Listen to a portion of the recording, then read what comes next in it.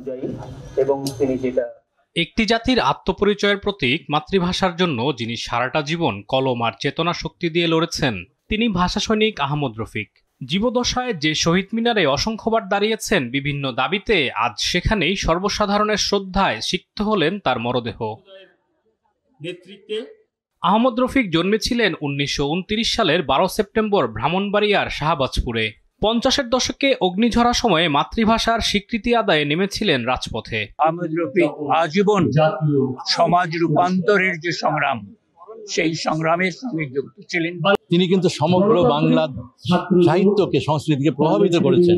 সংগ্রামী জীবনে একাধারে তিনি ছিলেন চিকিৎসক, সাহিত্যিক, গবেষক এবং ভাষা আন্দোলনের এক অক্লান্ত যোদ্ধা। চিকিৎসা পেশার স্থির জগৎ ছেড়ে তিনি প্রবেশ করেছিলেন ভাষা ও সাহিত্যের অস্থির অনিবার্য জগতে। সেখানেই ছিল তার আত্মার ঠিকানা। ওনার যে অবদান, ওনার যে লেখা, ওনার যে চিন্তা, এটা কিভাবে পৌঁছানো যায়? তার চলে যাওয়ার ভেতর দিয়ে একটা অনন্য প্রতিভাকে আমরা হারালাম।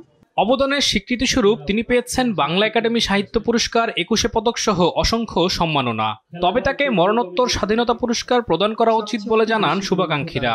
তার ঐতিহাসিক অবদানকে আমরা স্বীকৃতি দেই, এই জাতি স্বীকৃতি দেয়। আহমদ রফিক বেঁচে থাকবেন ভবিষ্যতের মানুষের স্বপ্নের মধ্যে, কল্পনা এবং সংগ্রাম। তার এই 96 বছরের জীবনে শাসকদের কোনো অনুকম্পা তিনি লাভ করার চেষ্টা করেননি।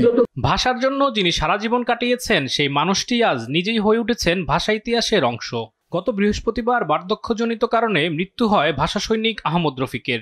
তিনি মরণোত্তর দেহদান করেছেন চিকিৎসা গবেষণায়। শব্দের ইতিহাস রচনায় সমাপ্তি ঘটল একটি অধ্যায়ের। ভাষা সংগ্রামী, গবেষক ও রবীন্দ্র বিশারদ আহমদ রফিক রেখে গেলেন ভাষার প্রতি তার অদম্য ভালোবাসা ও স্মৃতিময় একটি ডায়েরি। আলিমুজ্জামান সাফওয়ান, দেশ টিভি, ঢাকা।